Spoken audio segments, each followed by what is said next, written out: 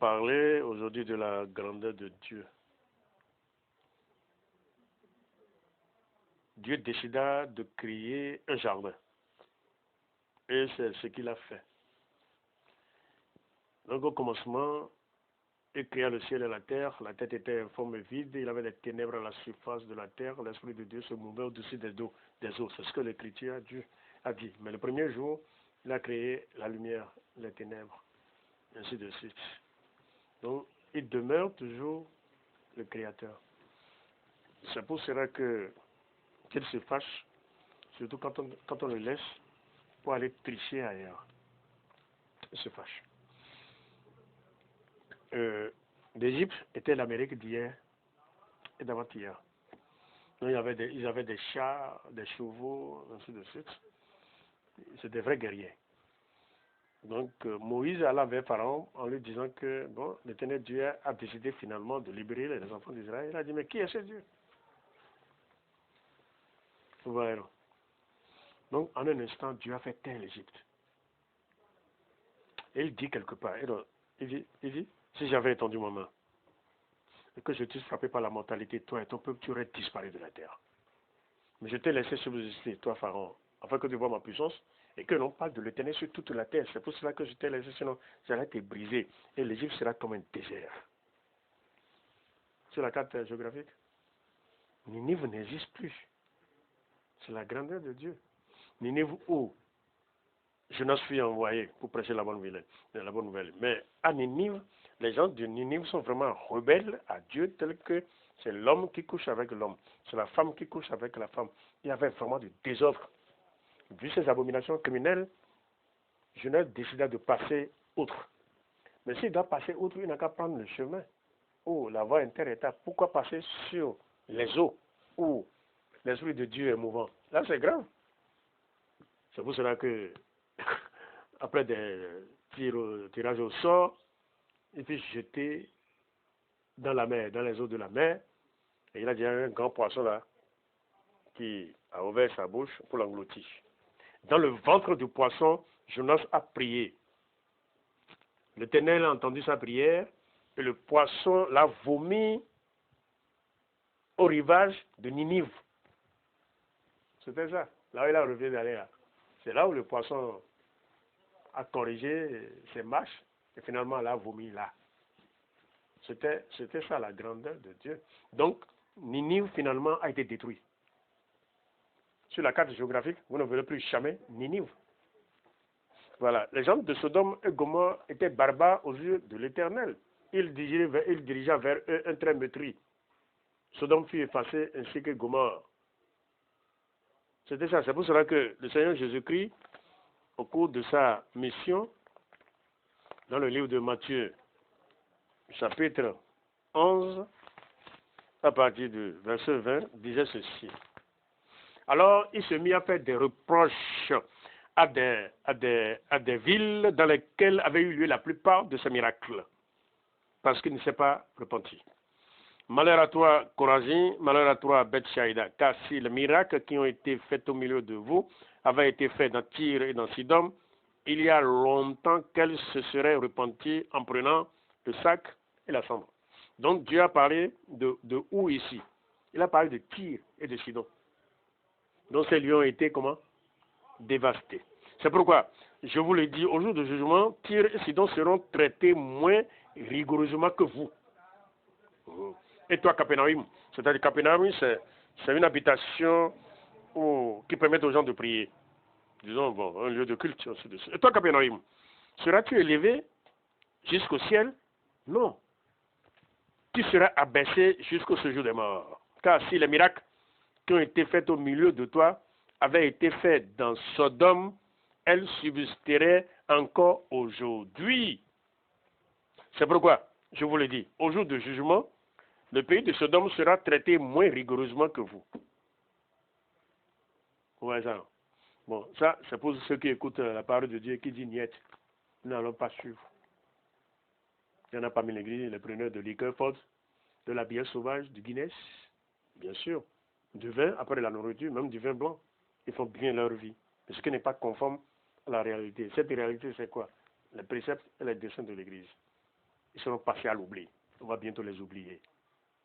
C'est comment? Des oubliettes. Et là, oui, c'est ça Dieu, la grandeur de Dieu. Il tue l'homme et il prend l'âme, il le jette dans l'abîme. Alors que l'âme est un petit Dieu. Que aucun humain n'a le pouvoir sur l'âme. Si vous tuez quelqu'un par exemple, et que demain vous voyez son âme debout, vous allez mourir vous-même. C'est ça.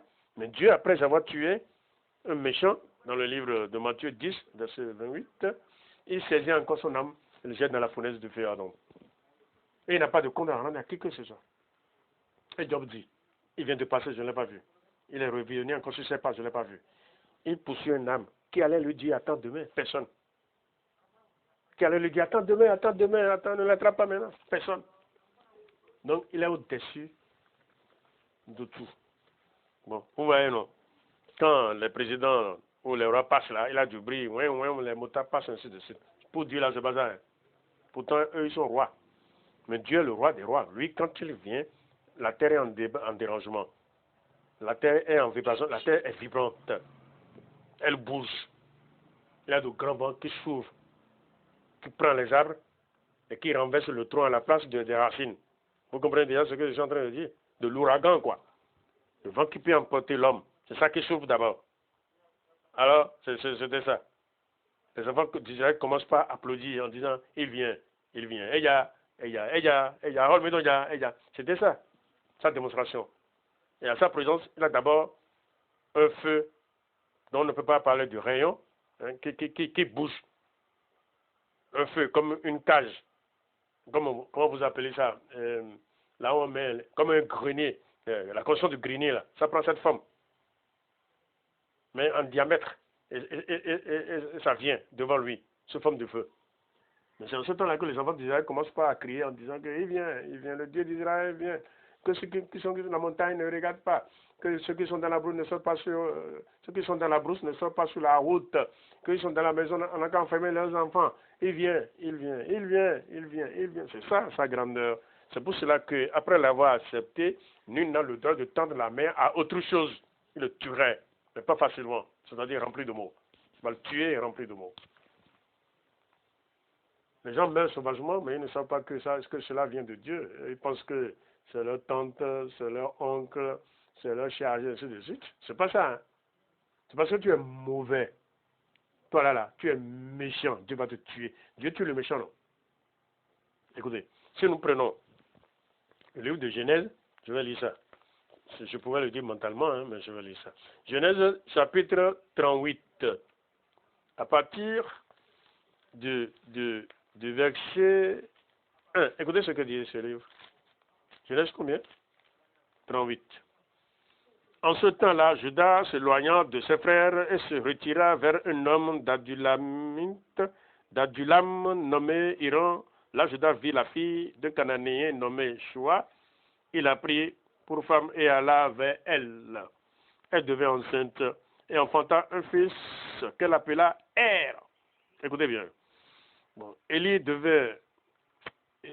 devint encore enceinte et enfanta un fils qu'elle appela Onan. Elle enfanta le nouveau un fils qu'elle appela Shelah. Judas était à Zib quand elle enfanta. Écoutez bien. Judas prit pour son premier-né une femme nommée Tamar. Bon. Premier-né de Judas, était méchant aux yeux de l'Éternel. Et l'Éternel le fit mourir. Dieu ne tue pas. Dieu a créé les gens et pour les tuer. C'est du bavardage inutile. Alors, il a tué Er. Bon, je vais reprendre. Ok. Premier-né de Judas était méchant aux yeux de l'Éternel. Et l'Éternel le fit mourir. Ça, c'est quoi? C'est moi qui ai écrit ça? Ouais, il dit que sa prédication là, c'est la malédiction, c'est trop fort. C'est le mal naissant qui dit ça. S'il vient vraiment de Dieu, n'allez pas dire ça, puisque je parle avec précision et avec verset biblique à l'appui. Non, c'est pas moi qui prêche. La Bible prêche à travers moi, je prêche à travers moi.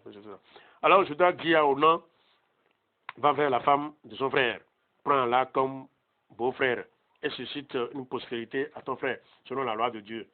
Si ton grand frère meurt, là, tu prends sa femme, tu vas faire des enfants, mais ces enfants ne porteront pas ton nom, ils porteront le nom de ton frère, pour que le nom de ton frère ne soit pas effacé.